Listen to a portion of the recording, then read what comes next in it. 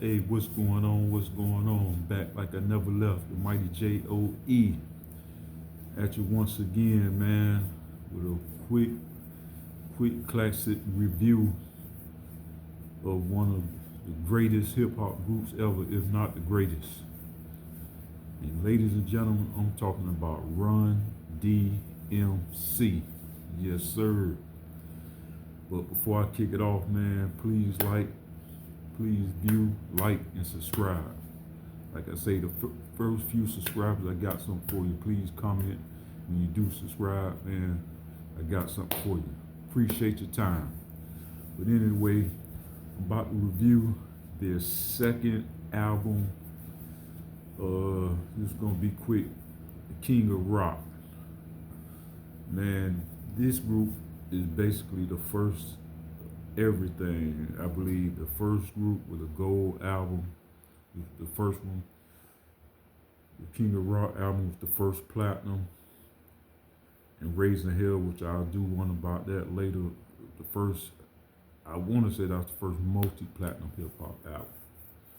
So man, they really kicked in the door for rap, man. I think that's when to me it really was started to get serious, when they rolled in, and this album here had a bunch of jams. I liked it, man. Back in the days, man, all the old hip hop heads like myself, man, they know back then, like albums only had like maybe 7 to 10 songs on 'em, you know what I'm saying?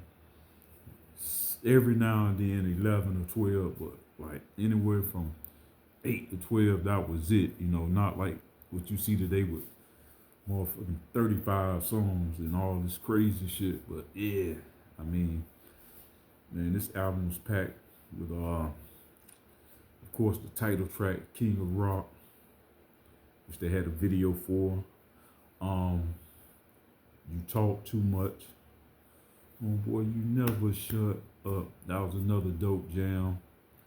Um, You're Blind. Jam Master Jamming, which was the oldest, of course, DJ Jam Master J, rest in peace. Uh, Can You Rock It Like This? Fun fact about that one, a young LL Cool J wrote that song, no doubt. Can You Rock It Like This? Written by LL Cool J himself. They had another jam. It's Not Funny. Uh, Roots, rap, reggae, something like that, featuring Yellow Man on that. That was a dope. I used to like that one too. Like every now and then, rapper would have like a reggae type song. I remember MC Shan did it with another one to Get Jealous of, And last but not least, my personal favorite on this album was Daryl and Joe. I don't know what, man. I love that song, man. Especially at the end, the scratching. That shit was dope as fuck, man. I just like when they just let the beat play, man. And Jay just do his thing on it, man. That shit, I still get excited today when I listen to that song, man. Dope ass song. But I heard DMC say on was it Drink Champs or something, that they hated that fucking song, him and Run. But I don't know, man. But that's just one of my favorites, man. Maybe they have their reason, but that was definitely one of my favorites, man. And this group here, man,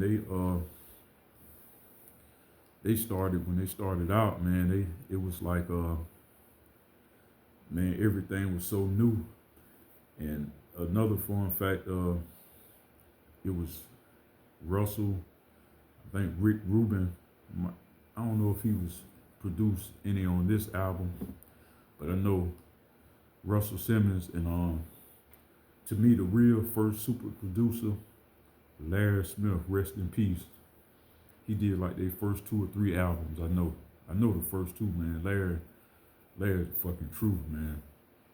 Curtis Blow, Run-Dmc. He did Houdini and some of the fat boys. So, man, he never got his just due, man. But Larry is one of the best ever to ever do it, man. And that's no doubt, man. Like I say, check out Houdini was it Back in Black, man. Just listen to the production on it, man. That shit is incredible. Or even Run-Dmc, you know, they early stuff like the first album Run-Dmc and this one here, King of Rock I'm talking about now. Man, Larry's the fucking man. That's no doubt, man. No doubt. But you know, production by Larry Smith, man, and I think Russell, and they were signed to Profile Records, if I'm right, and managed by Russell, and they just took off, man. They just took off. They fashion or their style was actually created by Jam Master Jay, man. You know, they have like the Godfather hats, paint, the whole outfit, man. That's Jam Master Jay, man. Like I say, shout out to Jay again. You know, that's Jay all the way, you know. And man, they just went on to just become one of the biggest groups in the world. You know, of course, with the signature Adidas, it was the first group, I believe, to have a major shoe deal with Adidas. You know, with no laces. You know what I'm saying? You know how they rock them. But yeah, they were the first rap group, I believe, if I'm correct, to have a shoe deal, major shoe deal. Man, they just toured all around the world, man, sold millions of records. You know, the first album debuted in 1984. On there, you know, they had jams. It's Like That, which was actually they redid that song. That was a song written for Curtis Blow, and it was on Curtis Blow 1980 debut album, which they just redid it, you know. And another fun fact, Run used to be Curtis Blow DJ. That's why when you hear him say DJ Run, he was actually a DJ. For those that don't know, I'm sure a lot of people know it, but yeah, he was actually a DJ for Curtis Blow. They used to call him the son of Curtis Blow. You know, and Russell used to manage Curtis back in the day. They met in college. So, and I think Russell like managed him and like a promoter also type thing, man. You know, he just stayed at it, man, and till the shit popped off for him. And when it did, it did. You know what I'm saying? You see what he went on to create, man. You see what they did, Def Jam. See how that shit just changed the world, man. I think everybody wanted to be rolling with Rush at one time, man. That shit was a fucking movement, man. No doubt about that, man. So shout out to Russell, shout out to Def Jam, man, you know, on that shit there, man. But this album here went platinum, like I said, the first hip hop album to go platinum, you know, the very first, man. And that was back in 85. So this shit was still just, to me, in its infant stages back then. You know what I'm talking about? But they really kicked in the door, and I think that's when it really started getting recognized, when they entered the game, man. Because it wasn't just one song that just jumped off. They put together a whole complete body of work, man, that everybody was listening to. Not only listening to, but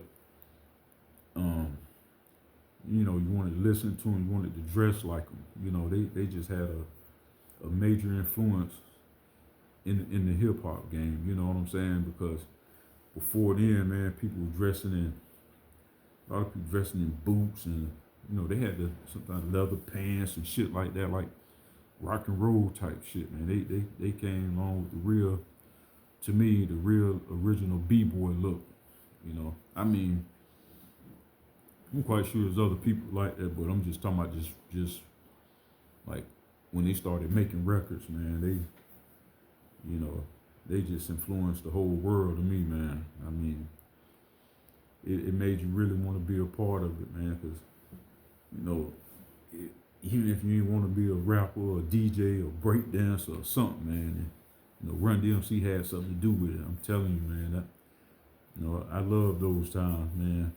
You know, true enough, I'm an old ass nigga, but man, I don't regret those times. I love those times, man. Now, I don't think the music get no better than my era, but that's just me talking. That's the way I feel, man. I just think, man, 80s and 90s was the best with that in the rap for as hip hop was concerned with me, man. And I'm gonna stand on that forever, you know. You know, no disrespect what they got going on now, but shit, they getting their money, more props to them. But I'm gonna ever be grateful, man, that I came up in a time, man, where everything was fresh, new, and innovative. And that's why I say I would like to thank Run-Dmc for that, man, for kicking things off, for delivering us great music over the years, man, and being a big influence for everyone in general at that time, artists, breakdancers, everyone, man, you know. So shout out and salute to Run-Dmc, RRP Jam Master J. And I just wanted to shed a little light, man. This is one of my favorite albums. Like I say, man, check it out, man, just for the nostalgia, man. King of Rock, excuse me, man. One of the best ever, man. From one of the best groups ever. And that's no doubt, man. But like I say, man, thanks for checking me out, man. Please like, please subscribe, and I'll be back at you, man, with another classic review. Until then, peace.